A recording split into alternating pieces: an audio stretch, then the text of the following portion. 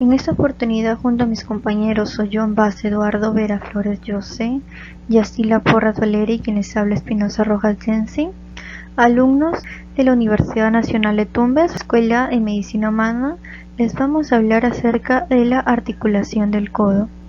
Nos vamos a enfocar a las superficies articulares, de los medios de unión, las relaciones, la vascularización e inervación, movimiento de articulación y la anatomía radiológica. Empecemos con una breve introducción acerca de la articulación del codo. Si bien sabemos, esta es una articulación sinovial que se encarga de unir el esqueleto del brazo con el del antebrazo, y esta funcionalmente va a estar compuesto por un complejo articular que está constituido por la articulación húmero-antebraquial y la articulación radioulnar proximal. Aquí la articulación húmero-antebraquial, esta se va a encargar de unir la extremidad inferior del húmero a las extremidades superiores del radio y de la ulna. Aquí también se le conoce como la que articula la extremidad inferior del húmero con el radio, la articulación húmero-radial, que va a ser de tipo esferoidea, y la que une la extremidad inferior del húmero con la ulna se le conoce también como articulación húmero-ulnar de tipo linglimo. Aquí la articulación radioulnar proximal va a unir las epífisis proximales del radio y de la ulna entre ellas mismas. Y bueno, eso también va a pertenecer al grupo de las articulaciones trocoides y va a intervenir en los movimientos de prosupinación, o sea, de rotación del radio alrededor de la ulna. Para empezar, les voy a hablar sobre el extremo distal del hueso húmero. Bien, nosotros debemos tener claro que el hueso húmero tiene 4 eminencias: 2 articulares y 2 no articulares. En las articulares nosotros tenemos a lo que es la tróclea humeral, como podemos apreciar aquí, y el capítulo humeral o el cóndilo. Y no articulares, el epicóndilo medial y el epicóndilo lateral. Bien, hablemos del cóndilo y la tróclea, que es lo que nos importa para la articulación del codo. Bien, el cóndilo capítulo, como podemos apreciar en pantalla, tiene una forma esférica. Se articula con la cúpula o cabeza del radio, más específicos en la fosa articular. Superior a este capítulo o cóndilo, encontramos una depresión, y esta depresión se llama la fosa radial, como bien señala.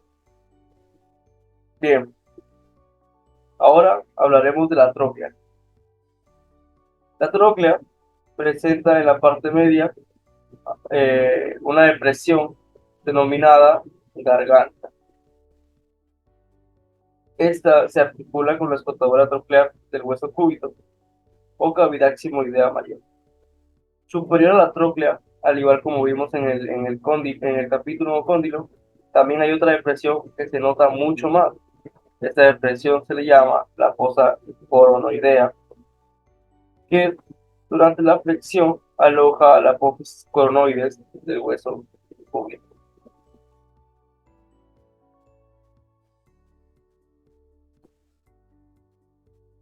Bien, ahora hablaremos de la parte posterior del extremo distal del hombro. Bien, en esta parte lo que se aprecia mucho más es la conocida fosa olecraniana, que por su mismo nombre va a alojar el olecrano del cúbito durante la extensión. Hay que recalcar también que entre el cóndilo y la tróclea se forma un surco llamado el surco capítulo troclear, o también denominado cóndilo troclear.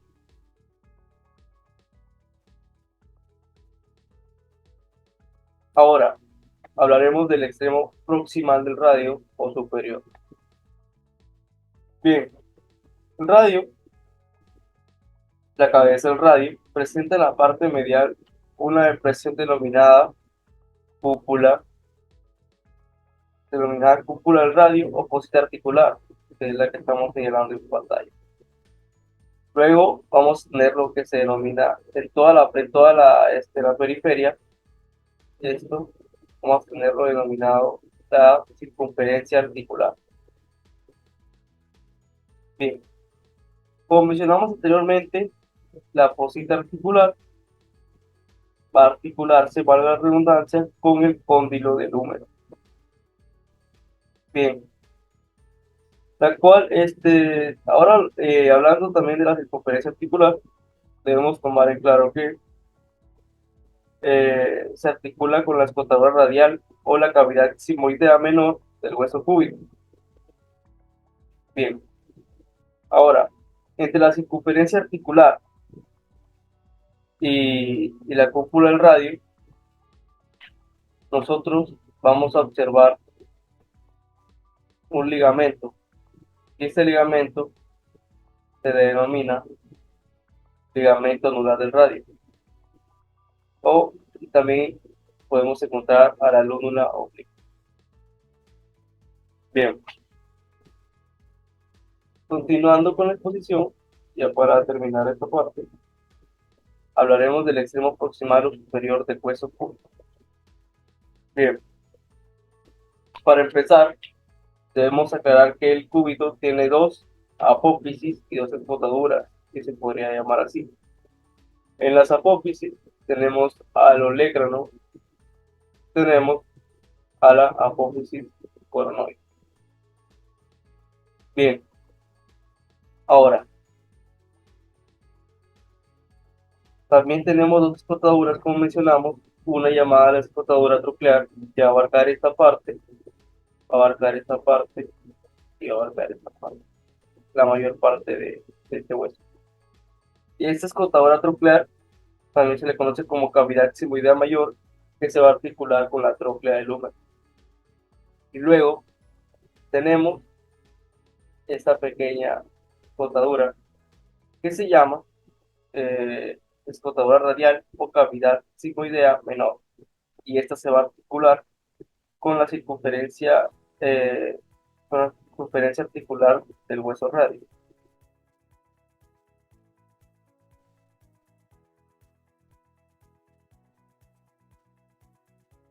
Y aquí podemos apreciar lo que es la articulación del codo.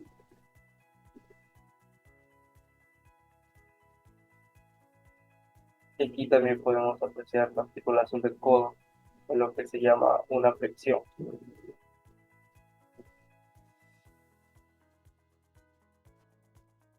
Los medios de unión de la articulación del codo está constituido por la cápsula articular y sus refuerzos ligamentosos. La cápsula articular tiene la forma de un manguito fibroso articular cuya inserción superior se hace en el húmero por encima de las fosas coronoidea, radial y olecraniana a nivel de los epicóndilos, cerca de los cartílagos articulares, y su circunferencia inferior en los dos huesos del antebrazo, el radio y la ulna. Sobre el radio, a nivel del cuello a distancia del cartílago, y sobre la ulna, a nivel y alrededor de las incisuras troclear y radial. Este manguito fibroso contiene en una misma envoltura la articulación del codo y la articulación radioulnar proximal. Va a tener inserciones humerales, se ubican tanto adelante como atrás a distancia de las superficies articulares. Inserciones antebraquiales se hallan en las superficies articulares, en la ulna, siguen el contorno de la incisura troclear. En el radio, la cápsula se inserta en el cuello, algunos milímetros debajo de la cabeza. Esta cápsula es delgada, extendida y relativamente laxa, más estrecha atrás y más aún a los lados. Se describen 4 ligamentos, que son ligamento anterior, ligamento posterior, ligamento colateral radial y colateral ulnar o cubital. El ligamento anterior refuerza la cápsula con fibras confundidas arriba con las inserciones de esta. Este ligamento se inserta sobre la cara anterior del epicóndilo medial, lateralmente en las fosas coronoidea y radial, lateral a la superficie articular del cóndilo humeral. Desde aquí las fibras se extienden hacia abajo. Las fibras medias son verticales, mientras que las laterales y las mediales van a ser oblicuas hacia el plano medio. Todas convergen abajo entre el proceso coronoides medialmente y la cara anterior del ligamento anular del radio que va a rodear la cabeza de este. Se distinguen dos fascículos, el oblicuo lateral y el oblicuo medial. El ligamento posterior es más delgado que el ligamento anterior, tiene fibras transversales situadas encima del pico del olecranon que pasan a manera de puente de un lado al otro. Profunda estas fibras se va a alojar lo que es el receso sasiforme sinovial posterior y un pelotón adiposo que presenta fibras verticales profundas. Fibras oblicuas o inferiores, mediales y laterales se extienden de los bordes de la fosa olecraniana del húmero a los bordes correspondientes del olecrano. El ligamento colateral radial es muy desarrollado, más o menos confundido con las inserciones de los músculos en el epicóndilo lateral. Presenta 3 haces de fibras, fascículo anterior, fascículo medio y fascículo posterior. Fascículo anterior que se extiende desde la parte anterior e inferior del epicóndilo hacia abajo. El fascículo medio que se extiende de la parte inferior del epicóndilo lateral a la parte posterior de la incisura radial y sobre el borde posterior de la ulna. Y el fascículo posterior que va desde la parte posterior del epicóndilo al borde lateral del olecrano. El ligamento colateral ulnar es grueso, se inserta en el epicóndilo medial y se expande en forma radiada hacia la ulna. Va a constar de 3 fascículos muy resistentes, el fascículo anterior, fascículo medio y fascículo posterior. El fascículo anterior que se extiende desde la parte anteromedial del epicóndilo medial hasta la parte medial del proceso coronoides. El fascículo medio que va del borde inferior del epicóndilo medial al borde medial del proceso coronoides, y el fascículo posterior dispuesto en abanico cuya punta se inserta en la parte inferior y posterior del epicóndilo medial. Algo que mencionar aquí son las fibras arciformes que refuerzan las inserciones ulnares de este ligamento. Se les designa fascículo arqueado del ligamento colateral ulnar, el llamado ligamento de Cooper, que se extiende desde la base del olecranon a la base del proceso coronoides, algo cóncavo hacia adelante. En resumen, este aparato cápsulo-ligamentoso va a ser delgado tanto adelante como atrás, sólido a los lados y va a favorecer los movimientos anteroposteriores y se opone a los movimientos de lateralidad. La membrana sinovial tapiza la cara profunda de la cápsula. Se origina en los bordes del cartílago articular y recubre la fosa radial, la fosa coronoidea y la fosa olecraniana, y la superficie profunda de la cápsula articular, así como también la superficie medial de la tróquea. Esta membrana va a estar separada de la membrana fibrosa de la cápsula articular por almohadillas grasas en las regiones suprayacentes a la fosa coronoidea, la fosa olecraniana y la fosa radial. Estas almohadillas grasas van a acomodar las apófisis de los huesos correspondientes durante los movimientos tanto de extensión como de flexión del codo. La articulación del codo permite los movimientos de flexión y extensión. Aquí se puede observar la articulación del codo en flexión y aquí se puede observar el movimiento de extensión de la articulación del codo. En total son 17 músculos que cruzan el codo y se extienden hacia el antebrazo y la mano. La mayoría de estos músculos tienen alguna capacidad para influir en lo que es el movimiento de esta articulación. Estos a su vez, su función y eficiencia en los otros movimientos que generen se van a ver afectados por la posición del codo. Los flexores principales de la articulación del codo son el músculo braquial anterior y el músculo bíceps braquial. El braquioradial puede incluir una flexión rápida en ausencia de resistencia, incluso cuando existe una parálisis de los principales flexores. Normalmente en presencia de resistencia el braquioradial y el pronado redondo van a ayudar a los flexores principales en la flexión lenta. Y el extensor principal de la articulación del codo es el tríceps braquial. especialmente su cabeza medial, al cual ayuda débilmente lo que es el anconio. Ahora hablaremos sobre las relaciones del codo. Veremos todas las vistas del codo. Primero comenzaremos con la vista anterior. Hablaremos sobre los músculos. Aquí tendremos el músculo bíceps braquial, pero más que el músculo sería el tendón y la aponeurosis bicipital. Y luego tendríamos el músculo braquial, que es más profundo, y aquí vemos aquí. Luego tendríamos las arterias, la cual sería la arteria braquial, que luego se dividiría en dos más, que sería la arteria ulnar y la arteria radial. Luego tendríamos las venas, que sería la vena mediana y el nervio mediano. Luego seguimos con la vista posterior del codo, en el cual el músculo, el cual sería el anconio y el tríceps braquial, ya que su tendón se inserta en el olecrano. Luego tendríamos las arterias, que ahí están la arteria colateral media y la arteria recurrente o interósea. En los nervios solo habría uno, el cual sería el nervio ulnar, que pasa por la parte posterior a la trópia. Luego tenemos la vista medial al codo. Aquí en estos músculos serían la mayoría de los músculos flexores y el músculo pronador redondo. Acá tenemos el pronador redondo, el flexor radial del carpo, el músculo palmar de largo y el músculo flexor ulnar del carpo. Luego tendríamos las arterias, que están la arteria colateral ulnar inferior, la arteria colateral ulnar superior, la arteria recurrente ulnar anterior y la arteria recurrente ulnar posterior.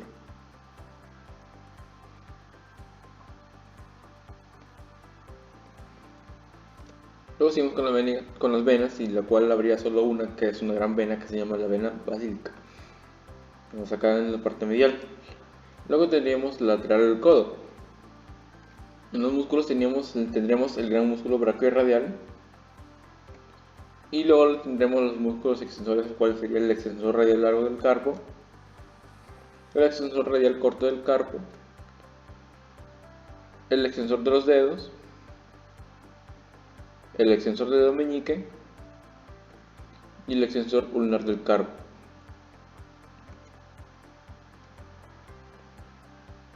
Luego tendríamos las arterias, la cual estaría la arteria radial, la arteria radial y la arteria recurrente radial. Y la vena, que sería la vena cefálica, la cual pasa en la cual estaría al lado lateral la vena mediana. Y el nervio sería el nervio radial. Acerca de la vascularización e inervación de la articulación del codo, tenemos a las arterias, que se van a originar de dos círculos anastomósicos periarticulares, los cuales unen las arterias del brazo y del antebrazo. Aquí tenemos al círculo peripecondilio medial y el círculo peripecondilio lateral. Aquí tenemos también a la arteria braquial, que tiene que ver con esos dos círculos. Y acerca de sus nervios, estos se van a originar a partir de los cuatro nervios principales, que son el mediano, el radial, el ulnar y el músculo cutáneo. Bueno, cada uno de estos le van a proporcionar pequeños filetes, por así decirlo, destinados a la articulación en el momento en el que están más próximos a esta. Por ejemplo, aquí tenemos al nervio mediano, al cubital o al ulnar, y de este lado tenemos al radial. Acerca de la anatomía radiológica. Bien, aquí podemos observar dos radiografías. La radiografía A tenemos que al brazo derecho, donde podemos observar que está de manera anteroposterior, y podemos saber que el codo es normal cuando este está en extensión y muestra su interlínea articular, y también que el olecrano se superpone en la epífisis distal del húmero. Aquí en la radiografía B tenemos una radiografía lateral del codo derecho en flexión de 90 grados, donde las interlíneas húmero ulnar y húmero radial se superponen, y también cuando este está en flexión de 90 grados se puede observar la congruencia de la curvatura de la tróclea humeral con la incisura troclear de la ulna.